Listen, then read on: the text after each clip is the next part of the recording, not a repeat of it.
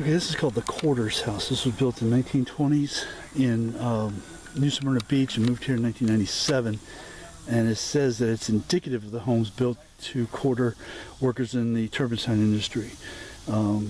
Structures were cheaply built and frequently papered their walls with cardboard and newspaper to insulate the interior.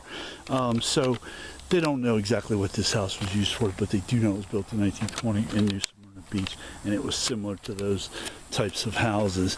So we don't know if an actual turpentine worker ever lived in here, but we're going to go along with their supposition and assume that was the case. They're very small, although not horribly so. I was here earlier and photographed it. I'm going to say it's anywhere from 12 to 14 feet across. We're not allowed in, but they do have really good access to it. We see the wallpapering here on this side was actual newspaper, and this is original to this.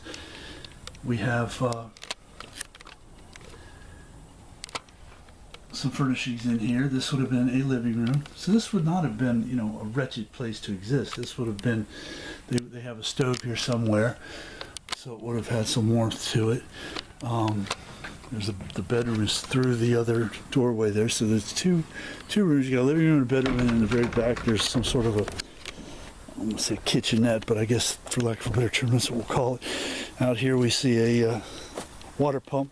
Of course, this is not original to this particular site. This was moved from New Smyrna Beach back in the day, and it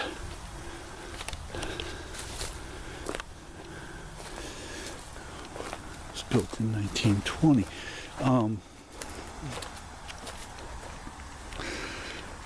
Back here we have the washing area, the laundry area.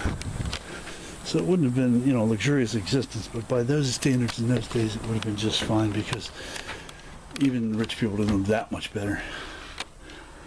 I mean, they had more room and more people to help them work and stuff like that, but ultimately, it was a very mean existence, no matter what. There were no air conditionings, there was no entertainment or anything of that nature. It was very base. And here's the back room, the bedroom. I see a very short bed, because people were very short back then. I think that would fit about half of me right now. My knees would be on the floor on that bad boy. You got some furnishing in the trunk and wash basin and things like that. So it gives you a good idea of what the average family would have looked like. I mean, if some guy lived there single by himself, I'm sure it wouldn't look that nice, but if he had a woman with him, it would. Simple as that. If a guy was living here by himself, he'd be lucky if he had a chair to sit on. Hot in the summer, cold in the winter, but the roof over your head probably did not leak. Tin roofs are known to work well. So that's the quote-unquote quarters house here at the Barberville Pioneer Settlement.